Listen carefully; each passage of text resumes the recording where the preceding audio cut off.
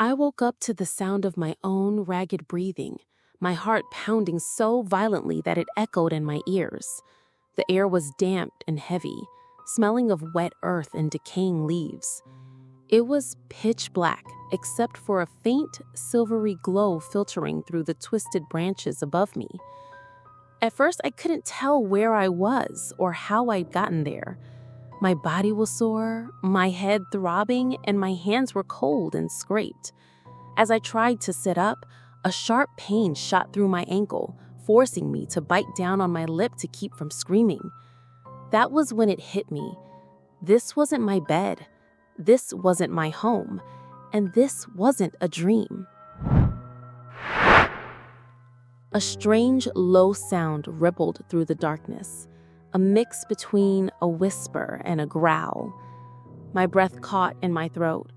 I froze, straining my ears, but the forest went silent again, almost as if it was holding its breath along with me. My heart raced faster, and for a moment, I couldn't move. I forced myself to focus, to think, but my mind felt foggy. Slowly, fragments of memories started to piece themselves together. The last thing I remembered clearly was sitting in the back seat of my brother Daniel's car. He was driving, our older sister Grace in the front, and our parents had insisted I go with them. They'd said there was a family meeting I needed to attend, something about our late grandfather's property. I had been hesitant because it was late in the evening, but they were unusually insistent. I remembered Daniel's easy smile, Grace's reassuring voice, the way they promised everything was fine. But now I was here, alone, in the middle of a forest, at night. Panic surged through me like fire. I scrambled to my feet despite the pain in my ankle, spinning in circles, trying to find some sense of direction. Trees loomed tall and menacing, their gnarled branches like skeletal arms reaching out to grab me. The silence was suffocating, broken only by the occasional rustle of unseen creatures. My voice trembled as I called out, "Daniel? Grace? Anyone?" Only my own echo answered me. Tears blurred my vision. My family had brought me here. They had left me here. But why? The question burned in my mind, but deep down, a cold, sickening realization was beginning to take root. Something was terribly wrong.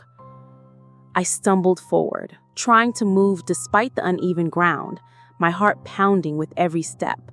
My mind screamed at me to keep going, to get out of there, to find a road, a house, anything. But the deeper I went, the darker it seemed to get. The forest wasn't just dark, it was alive. I could feel it watching me, breathing around me. Then, out of the corner of my eye, I saw a movement, a flicker of pale white between the trees. I froze, my breath catching. Slowly, I turned my head, but there was nothing there. My body trembled, my skin prickling as cold sweat dripped down my back. "Hello?" My voice cracked. Is someone there?" Silence. I told myself it was just my imagination. That's when I heard it, a whisper. So faint, I almost thought I imagined it, yet clear enough to make my blood run cold. "Leave." I spun around wildly, my pulse skyrocketing. "Who's there?" I shouted, my voice breaking with terror. The whisper came again, closer this time, like icy breath against my ear. "Go, before it's too late." My legs gave out, and I fell to my knees, my heart hammering so loud I thought it would burst. Tears streamed down my face as I crawled backward, my fingers digging into the damp soil. I was shaking so badly I could barely breathe. Then, just as suddenly as it had started, the forest went quiet again. I sat there, trembling, until I forced myself to move. I couldn't stay here. I didn't know what was out there, but I knew I had to keep going. As I limped forward, the memories kept replaying in my head, sharper now, clearer. The look on Daniel's face as he parked the car, the way Grace had glanced at me over her shoulder, her eyes cold and calculating, the way they'd both smiled when they told me to wait here for a moment while they checked something ahead. And then, nothing. Darkness. My stomach twisted with rage and fear. They had done this to me. My own family. I didn't want to believe it at first. I kept telling myself there had to be some other explanation. Maybe they had gone to get help. Maybe they'd gotten lost too. But deep down, I knew the truth. They had abandoned me here on purpose. As I stumbled through the darkness, my mind began to unravel the pieces. Our grandfather had died recently, leaving behind a considerable inheritance. There had been tension among us ever since the reading of the will. I was the youngest, the quiet one, the one everyone underestimated. But my grandfather loved me dearly, and to everyone's shock, he had left a significant portion of his estate to me. Daniel and Grace had been furious, though they tried to hide it behind strained smiles. Even my parents had seemed uneasy. At the time, I hadn't thought much of it. I never imagined they'd go this far. The ground beneath me sloped downward, and I slipped, tumbling into a shallow ditch. Pain shot through my side, and I groaned, clutching my ribs. As I lay there, gasping, I heard it again, the whisper. Only this time, it wasn't a warning. It was laughter. Cold, mocking laughter that seemed to come from everywhere at once. "Leave," it hissed.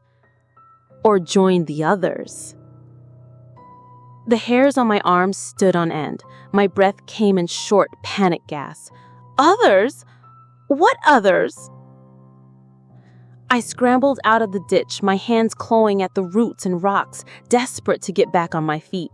My ankles screamed in protest, but I didn't care. I had to move. I had to get out. Hours seemed to pass as I stumbled blindly through the forest, guided only by the pale light of the moon and my own sheer will to survive. I was exhausted, hungry, and terrified. Every rustle of leaves, every crack of a twig sent my heart racing. I was certain I was being followed, though whenever I turned around, there was nothing there. Finally, just when I thought I couldn't go any further, I saw it. A faint glow in the distance. A light. Hope surged through me, and I forced my aching body to move faster. As I drew closer, I realized it was an old cabin, its windows glowing faintly. In the darkness, relief flooded me. Someone was here. Someone who could help. I stumbled up the steps and pounded on the door. "Please!" I cried, my voice hoarse. "Help me! Please open the door!" The door creaked open slowly, revealing a shadowy figure. My breath caught. It was an elderly woman, her face wrinkled and pale, her eyes cloudy yet piercing. She studied me silently for a moment before stepping aside to let me in. "Thank you," I gasped, collapsing onto the wooden floor. The woman said nothing, only watching me with an intensity that made me uneasy. As I caught my breath, I glanced around the cabin. It was small and sparse, filled with strange trinkets and jars of herbs. A fire crackled weakly in the hearth, casting airy shadows on the walls. "You shouldn't be here," the woman finally said, her voice raspy and low. "I didn't have a choice. My family, they left me here. I don't know why, but—" "They left you to die," she interrupted, her eyes narrowing. "How do you know that?" She leaned closer, her voice dropping to a whisper. "Because this forest does not let go of the ones it takes. Many have been brought here before you. Most never leave." My stomach churned. "What do you mean? Are there others?"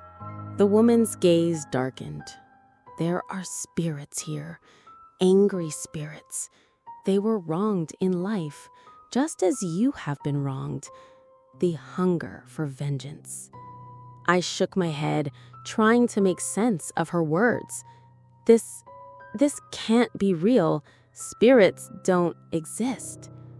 The woman's lips curled into a grim smile. Whether you believe or not, they are here, and they have been watching you. I swallowed hard, fear clawing at my chest.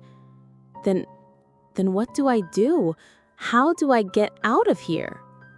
She studied me for a long moment before speaking. There is a path, she said finally, a hidden trail that leads out of the forest. But you must be careful. The spirits will try to stop you. They will try to lure you deeper to keep you here forever. I nodded frantically. Please show me. I just want to go home. The woman's expression softened slightly. I will help you, she said, but you must promise me something. When you leave this place, you must confront those who brought you here. You must expose them for what they are. If you don't, the spirits will never rest. Anger flared within me, burning away some of my fear. I thought of Daniel's cold smile, Grace's calculating eyes, my parents' silence. They had tried to destroy me. They had left me to die. I promise, I whispered, my voice trembling with rage. I'll make them pay. The woman nodded approvingly, then handed me a small lantern. Follow the light, she instructed. Do not stray from the path, no matter what you hear or see. With that, she led me to the edge of the forest and pointed to a barely visible trail winding through the trees. My heart pounded as I stepped onto the path, clutching the lantern tightly. As I walked, the whispers returned, louder now, more insistent. They called my name, begged me to turn back, to join them. I bit my lip and kept moving, refusing to look back. Then I heard a voice that made me freeze in my tracks. It was Daniel. Come back. We're sorry. It was all a mistake. My chest tightened. For a moment, I almost believed him. Almost. But then I remembered the coldness in his eyes, the way he'd left me to die. No, I whispered to myself, not this time. I kept walking, even as his voice grew louder, more desperate. Eventually, it faded into the distance, replaced by an eerie silence.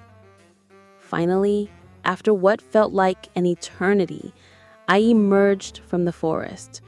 I collapsed to my knees, sobbing with relief. I was alive. I had survived. But this wasn't over. My family thought they had buried me in that cursed forest. They thought I would never come back. They were wrong.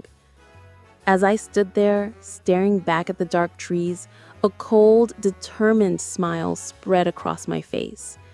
I was going to return home. I was going to uncover every dark secret they tried to hide. And when the time came, I would make them pay for what they had done. This was only the beginning. I walked back into my neighborhood like a ghost. People barely recognized me. My clothes torn and stained, my hair matted, my face pale and hollowed from fear and hunger. But there was fire in my eyes, a cold determination that no one could mistake. My family's house loomed ahead, the place where I had been betrayed, where they had thought they could erase me. I paused for a moment outside the gate, just staring at the familiar walls, the lights glowing warmly in the windows.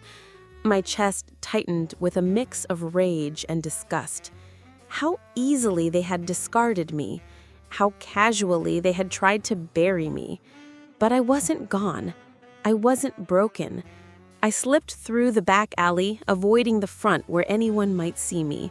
My mind raced, thinking through everything I had learned from that forest. The old woman's words echoed in my head.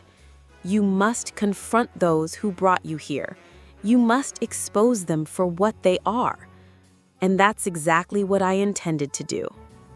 I spent the next few days in hiding, watching, listening. Every detail I had ignored before now became crucial. I saw Daniel meeting in secret with strangers who looked uneasy in his presence. I overheard Grace making calls, her voice sharp and commanding, as though she was orchestrating some plan I didn't yet understand. And my parents? My parents pretended everything was normal, acting as if I had simply gone missing, as if I was the problem all along. But I had something they didn't: knowledge and patience. I started documenting everything: the whispered conversations, the transactions, the secret meetings.